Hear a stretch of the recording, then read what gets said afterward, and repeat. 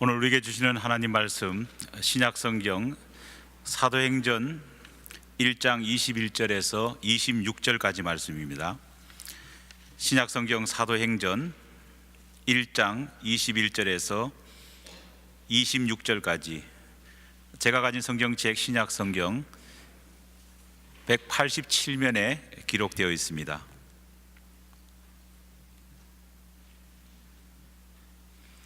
사도행전 1장 21절에서 26절까지 말씀입니다. 주신 하나님 말씀 제가 봉독하여 올리겠습니다. 이러함으로 요한의 세례로부터 우리 가운데서 올려져 가신 날까지 주 예수께서 우리 가운데 출입하신 때에 항상 우리와 함께 다니던 사람 중에 하나를 세워 우리와 더불어 예수께서 부활하심을 증언할 사람이 되게 하여야 하리라 하거늘 그들이 두 사람을 내세우니 하나는 바사바라고도 하고 별명은 유스도라고 하는 요셉이요 하나는 matti아라. 그들이 기도하여 이르되 무사람의 마음을 아시는 주여 이 두 사람 중에 누가 주님께 택하신 바 되어 봉사와 및 사도의 직무를 대신할 자인지를 보이시옵소서.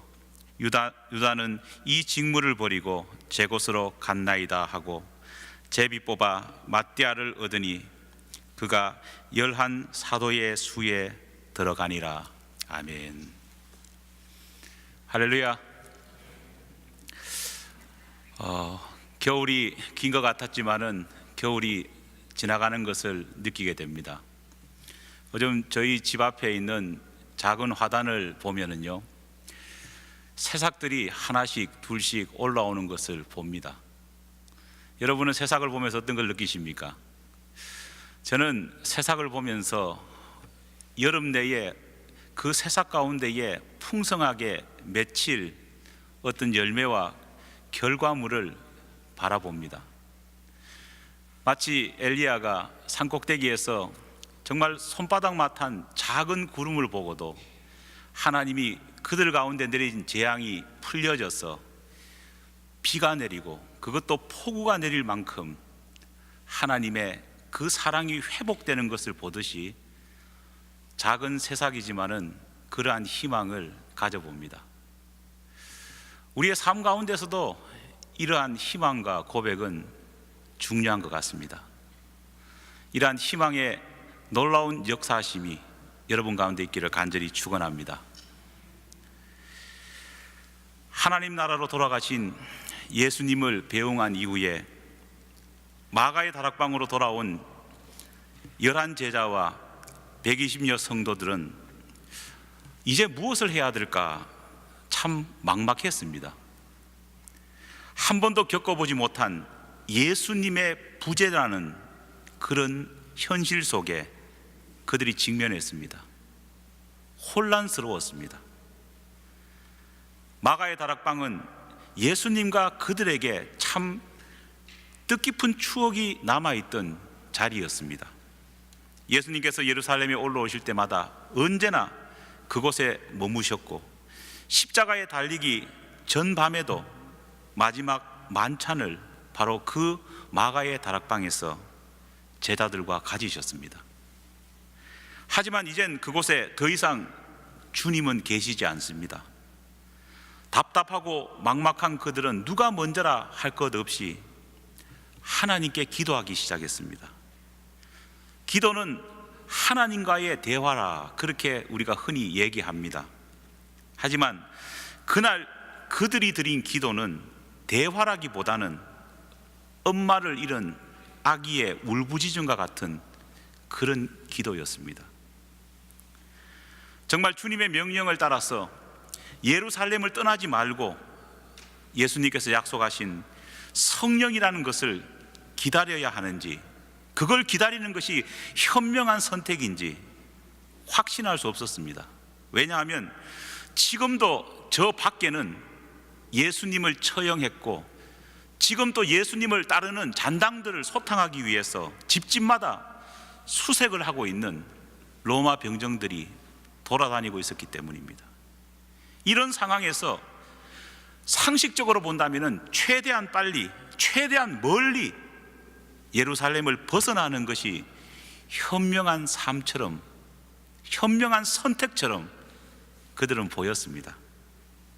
하지만 예수님의 마지막 명령이 가슴 깊이 걸려서 그들은 선뜻 그곳을 떠나지 못하고 성령을 기다리라고 하신 예수님의 명령을 따르기로 결정하며 그곳에 남아 있었습니다. 하지만 그들은 120명이라고 하는 많은 사람을 수용하기에는 너무나도 좁은 그 마가의 다락방에 앉아서 서로 눈치를 볼 뿐 지금부터 무엇을 해야 될지에 대해서는 의견의 조율을 이루지 못했습니다. 바로 그 순간 베드로가 침묵을 깨고 일어나서 사람들에게 말합니다. 주님을 배반하고 예수를 팔았다고 하는 그 자책감 때문에 자살했던 가룟 유다를 대신해서 새롭게 예수님의 제자 그룹에 합류시킬 지도자를 새로 뽑자는 겁니다. 사도 베드로는 그 혼란과 위기의 순간 사람을 세우자고 제안했습니다. 여러분, 왜 베드로는 그 순간 가룟 유다를 대신할 새로운 제자를 선출하자고 사람들에게 제안했던 걸까요? 왜 그곳에 있던 120여 명의 사람들은 베드로의 이 제안에 동의하고 협력했던 것일까요? 베드로를 포함한 그들 모두는 하나님의 역사를 이루는 데 있어서 사람이 얼마나 중요한지를 분명히 알고 있었습니다. 또 그들이 겪고 있는 이 침체와 혼란을 공동체로부터 걷어내고 공동체가 새로운 활력을 일으키기 위해서는 역시 사람이 필요하다는 것을 그들은 알고 있었습니다. 그런데 여기서 주목할 것은요, 그들이 새로운 지도자를 어떻게 선택하고 세웠느냐 하는 겁니다. 그들은 어느 누구에게도 강요하지 않았습니다. 그렇다고 그들은 각자가 마음속에 품고 있는 선호하는 사람들에게 표를 던지는 투표로 지도자를 선택하지도 않았습니다. 그날 그들이 했던 지도자 선택 방법은 제비뽑기였습니다. 먼저 그들은 그곳에 모인 많은 사람들 가운데에 주님의 제자가 될 만한 후보를 선택했습니다. 오늘 성경에 보면은 조건은 단순했습니다. 먼저 예수님께서 공생애를 시작하신 세례 요한에게 세례를 받은 그날부터 주님이 승천하신 며칠 전까지 늘 주님 곁을 지켰던 사람이면은 누구나 가능합니다. 두 번째 조건은 예수 그리스도의 부활을 보고 그것을 증언할 수 있는 증인으로서의 믿음을 가진 자는 누구나 가능했습니다. 그리고 마지막 남은 조건은 11 제자와 마음을 맞추어서 예수의 부활하심을 증거할 수 있는, 화합할 수 있고 화평을 이룰 수 있는 사람이면은 그 조건에 들어간 사람이 될 수 있었다는 겁니다. 신실함, 부활에 대한 확고한 믿음, 그리고 화합하고 화평할 수 있는 사람. 단순해 보이지만은 어떻게 보면은 박해와 위기 속에 있는 이 공동체를 다시금 활력을 주고 일으켜 세울 수 있는 지도자, 진정한 크리스찬의 덕목을 그들은 이 조건 속에서 알고 있었다는 겁니다. 그래서 최종 후보로 선택된 사람이 바로 요셉과 마띠아였습니다. 여러분, 오늘 우리 교회를 보면은 위기다 그렇게 생각하는 분들이 많습니다. 하지만 이 위기의 과정 가운데에 우리는 말씀을 보면서 생각해야 될 것이 있습니다. 물론 하나님께서는 우리 공동체를 지금 또 도와주시고 계십니다. 믿습니까? 우리가 교회를 이전하는 문제도, 저는 경상도 사람이라서 성질이 급합니다. 저는 한 두세 걸음 퍽퍽 갔으면 좋겠는데, 조금 전에 말했던 것처럼 작은 싹이 돋아나듯이 천천히 느리지만은 진행되고 있습니다.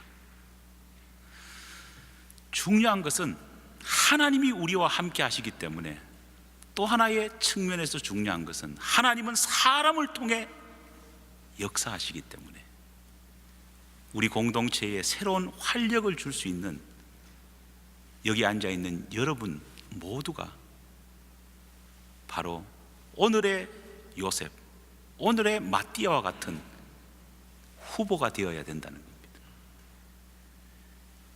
그 후보의 조건은 세 가지라 말씀을 드렸습니다.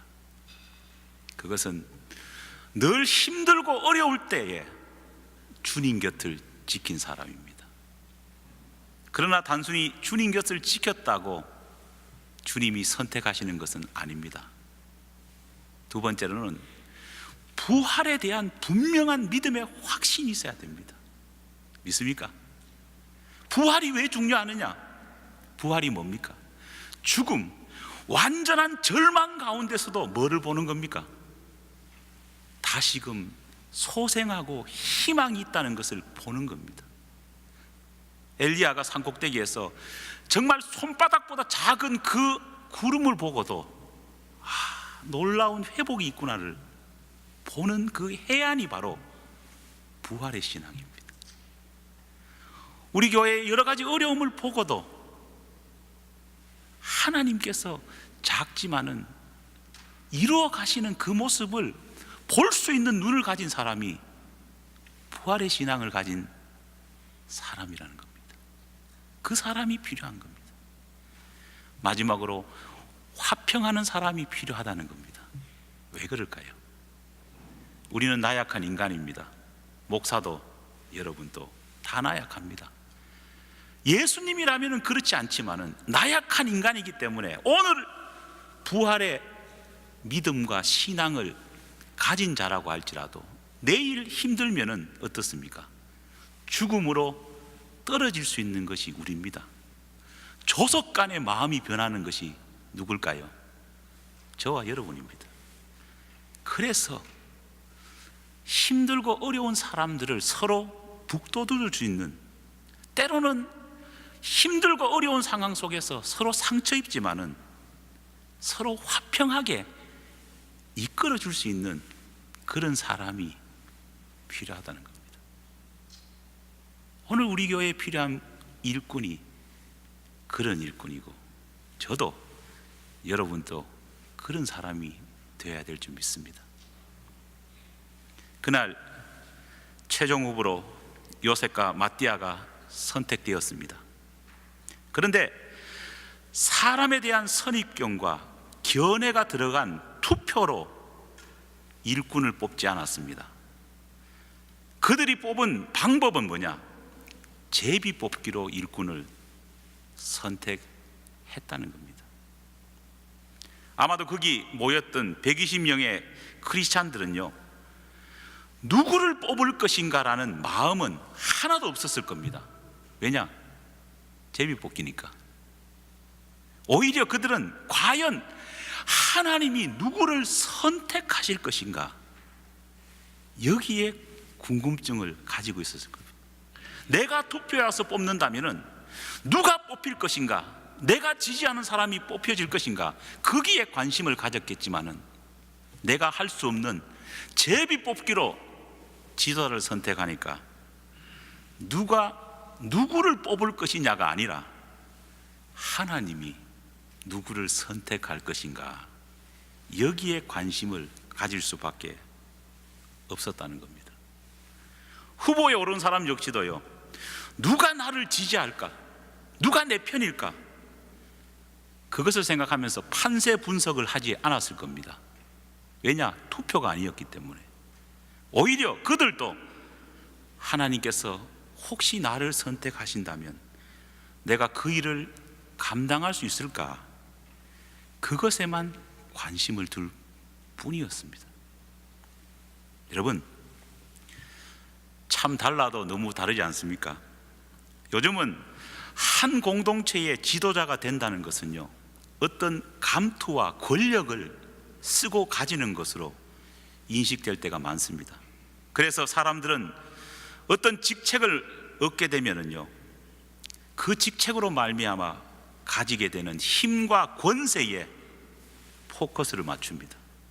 하지만 그날 마가의 다락방의 분위기는 달랐습니다. 왜냐하면 당시 예수님의 새로운 제자로 선택받는다는 것은 감투를 서는 것이 아니고 힘을 가지는 것이 아니라 권력을 가지는 것이 아니라 선택되는 그 자체가 죽음을 각오한다는 겁니다.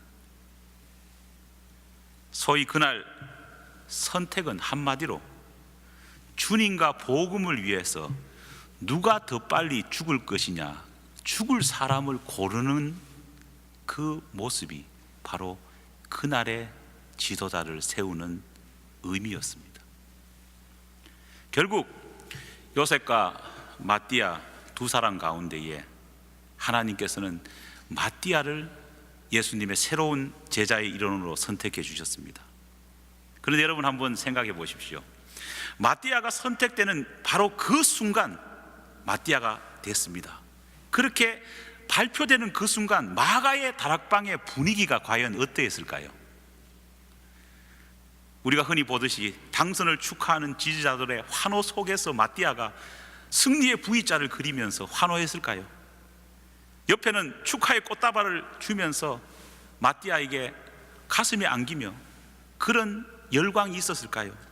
아니면은 당선을 의미하는 마띠아라고 하는 이름 밑에 장미꽃을 꽂아 넣는 그런 의식이 행해졌을까요? 결코 아닙니다. 그런 풍경이 아니라면 어떤 일이 벌어졌을까요? 아니면 오늘날 흔히 보듯이 선택되지 못한 요셉이 왜 나를 선택하지 않았느냐 화를 내며 그 좁은 다락방에서 요셉의 지지자들이 삿대질을 하면서 나는 이 공동체에 못 남아 있겠다 말하면서 자기 사람들 데리고 공동체를 떠나버리는 일들이 벌어졌을까요? 결코 그런 모습이 아닙니다. 선택된 마띠아도 선택받지 못한 요셉도 제비를 뽑았던 120여 명의 성도들도 제가 생각하게 보기에는 모두가 아마 울었을 것입니다. 선택받은 마띠아는 그 어느 누구도 쉽게 선택받지 못할 예수 그리스도의 제자가 되었다는 감격의 눈물을 흘렸을 것입니다. 또 동시에 내가 정말 사도 베드로와 사도 요한과 사도 야고보와 같은 그 막중한 일을 감당할 수 있는 능력을 가졌는가 두려워하면서 눈물을 흘렸을 겁니다. 동시에 선택받지 못한 요셉 역시도 나머지 뽑았던 120여 명의 제비 뽑기 한 사람들도 어떻게 보면은 마띠아가 앞으로 걸어가야 될 고난의 길과 힘든 사명의 여정을 알기에 자기가 짊어져야 될 몫보다 더 많은 짐을 지고 가야 되는 마띠아를 안쓰러워하면서 때로는 미안해하고 때로는 고마워하고 때로는 감사해하면서 그를 부둥켜 안고 눈물을 흘렸을 것입니다. 이렇게 선택된 마띠아는 교회 전승에 보면은 남은 삶을 유대 여러 지역을 순회하면서 예수의 복음을 전하다가 유대인의 돌에 맞아 순교했다고 그렇게 전해 내려옵니다. 여기서 우리 모두가 잠시 한번 조용히 묵상했으면 좋겠습니다. 오늘 우리에게 진정으로 필요한 것이 무엇일까요? 이 작은 좋은 이웃 교회의 담임 목사가 된다는 것은 사실은 어떤 영광과 지위와 감투를 쓰는 자리가 아닙니다. 비록 초대교회처럼 제 목숨이 왔다 갔다 하는, 제 생명이 왔다 갔다 하는 그런 상황은 아니더라도 분명 생활의 순교, 삶의 순교를 각오하지 않으면 이 자리를, 이 위치를 견뎌내기가 힘듭니다. 저는 여러분도 동일하다고 믿습니다. 작은 교회 장로로, 안수집사로, 권사로, 서리집사로, 기타 사역자로 섬긴다는 것 역시 엄청난 인생의 순교를 각오하지 않으면 할 수 없습니다. 왜 가룟 유다가 스승 예수를 병들어 빠진 그 노예 하나에 값도 되지 않는 적은 돈을 가지고 전을 돈을 받고 팔아버렸을까요? 당시 무명 랍비였던 예수의 제자가 된다는 것은요, 그가 기대하는 것과 달리 해보니까 불평과 불확실과 온갖 위험과 때로는 생명의 위협까지 내어놓을 만큼 힘든 자리라는 것을 어느 순간 알았기 때문입니다. 하지만 그것을 안 가룟 유다는 그만한 각오를 하면서 예수님을 따를 마음이 없었습니다. 계산과 이리에 밝은 유다는 철저하게 이익을 따라 살았습니다.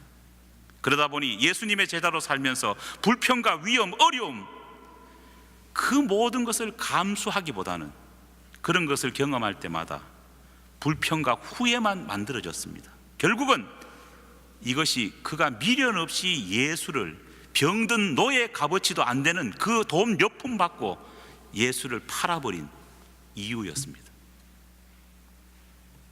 그러나 예수님의 제자들과 120문도는 달랐습니다. 그들은 묵묵히 그 길을 걸어갔습니다. 왜냐하면 그들은 그것이 진짜 신앙의 길이고 하나님께서 그들을 분명히 인정해 주실 것이고 하나님의 기억 속에 그들이 밟아오고 행해온 것들이 하나님의 기억과 마음 속에 담겨질 것이라는 확고한 믿음이 있었기 때문입니다. 교회마다 직분자는 차고 넘칩니다. 그렇지 않습니까? 요즘 제가 교회 신문이나 일반 신문을 봐도요, 여러 교회에서 한 번에 수십 명씩 직분자를 세웠다는 광고를 하는 것을 심심치 않게 봅니다. 하지만 많은 직분자들이 세워지고 있지만 순교를 각오하고 헌신하며 그 자리를 지켜나가는 사람은 만나기가 힘듭니다. 저는 우리 교회 구성하고 있는 여러분 모두를 진심으로 감사하고 축복하고 존경합니다. 그 이유는 많은 교회들이 있지만 우리 교회만큼 시간의 순교, 재정의 순교, 그리고 수많은 것들을 포기하면서까지 주님의 꿈을 이루기 위해 몸부림치는 곳은 드물기 때문입니다. 하지만 저는 여러분에게 별로 미안해한 마음은 없습니다. 왜냐? 저는 여러분이 하나님의 특별한 복을 받고 있고 받을 것이라는 것을 믿기 때문입니다. 왜냐하면 날마다 진정한 죽음의 사선을 경험하는 교회가 이 뉴욕 바닥에 그렇게 많을까요? 많지 않을 겁니다. 누가 뭐라든 크리스찬이 된다는 것은요, 죽는 겁니다. 예수 믿는다는 것은요, 죽는 겁니다. 20세기의 교회가 와서 교회를 버려놨습니다. 그게 뭐냐? 20세기의 교회가 양쪽으로 부흥하다 보니까 예수 믿는 것이 죽는 것이 아니고 사는 것, 누리는 것으로 교인들의 마음을 바꾸어 놓았습니다. 하지만 아닙니다. 성경에 나타난 크리스찬이 된다는 것은요, 사는 게 아니고 누리는 게 아니고 뭘까요? 죽는 겁니다. 기독교 신앙의 정점에는 죽음이 있다기 봅니다. 죽음이 있는 것이 기독교 신앙이죠. 어찌할 바를 몰래 했던 그 마가의 다락방에 120문도가 기도할 수밖에 없었습니다. 그날 왜 기도했을까요? 힘들었기 때문에 기도했습니다. 어려웠기 때문에 기도했겠죠. 뭐 예수님께서 한 100만 불쯤 돌려주고 편안히 살아라 했으면은요, 그 좁은 마가의 다락방에 120명씩 모였겠습니까? 힘들었기 때문에 기도했고, 기도하는 가운데에 그 마가의 다락방에 뭐가 임했습니까? 성령이 임했다는 겁니다. 살겠다고 떠나지 않고 죽겠다고 그 자리에 모였기 때문에 하나님은 역사하셨습니다. 요한계시록 4장 4절에 보면은요, 12지파를 대표하는 장로들이 천상의 교회의 보좌에 계신 하나님 아버지를 앞에 두고 천상의 그 보좌를 둘러 앉아서 하나님께 영광 돌리는 장면이 나옵니다. 그런데 놀라운 것은요, 예수님의 그 12제자 역시도 그 기쁨에 계시록을 보면 참여한다는 겁니다. 저와 여러분에게도 다른 어떤 교회 성도가 경험하기 힘든 하나님의 특별한 은혜가 있습니다. 그것은 영광이 아닌 낮아짐, 올라섬이 아닌 내려놓음, 사는 것이 아닌 죽는 것입니다. 성경을 근거로 한 찬양, 이런 찬양이 있지 않습니까? 내 안에 사는 이 예수 그리스도니 나의 죽음도 뭐라고요? 유익함이라. 20세기에 그러한 살려고 하고 누리려고 하는 마음을 가진 성도라면요, 이 성경 구절을, 이 찬양을 아무리 고백해도 결코 이해하지 못할 겁니다. 나의 죽음이 뭐라고요? 유익함이라. 이것은요, 죽음을 맛본 사람만이 알 수 있습니다. 사랑하는 여러분, 우리 교회는 나의 죽음이 내 옆에 있는 사람의 유익이 되고, 나의 죽음이 그리스도의 유익이 되는, 정말 어떤 포장 없이 낱낱이 드러내는 교회가 우리 좋은 이웃 교회입니다. 지금이 힘든 자리가 아니라 지금이 어떤 자리라고요? 복된 자리입니다.